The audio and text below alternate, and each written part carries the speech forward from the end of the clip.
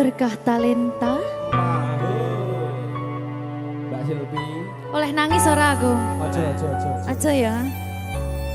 Sedih. Sing manut wong tua, pancen ngegoni wong tua ki jelokane ngono. Iya. Iya toh? Iya. Sabar ya.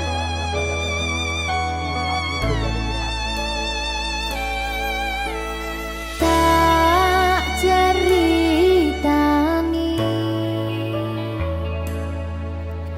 cerita sing paling larani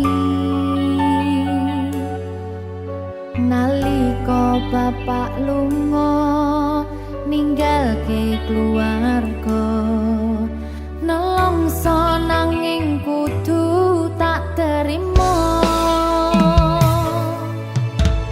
sing gawe tambah loro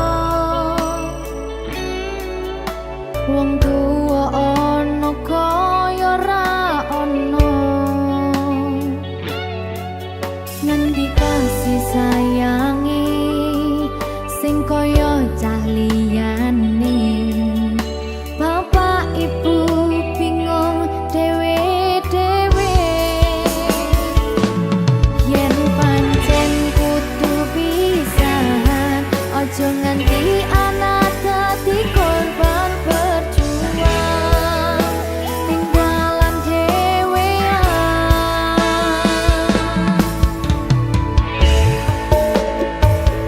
ora ono sing jaluk dilahirke tanggal keluarga sing kaya kene tak tampa apa anane kabeh kahanane yen pancen ngene iki takdire kudu iso kuat pelungane perkara disangka wong tuwane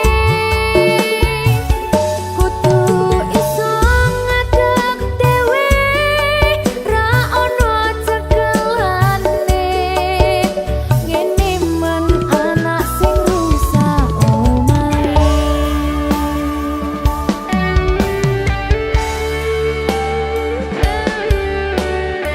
ngene men nasib dhewe kamu sapa iki menane terus piye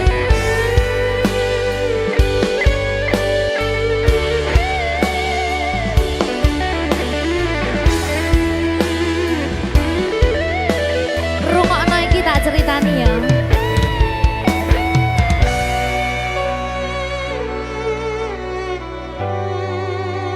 berkah talenta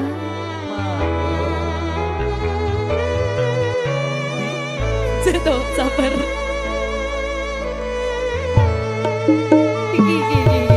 Yen pancen kudu pisahan, ojo nganti anak dadi korban berjuang ning dalan dhewean. Ora esek-esek.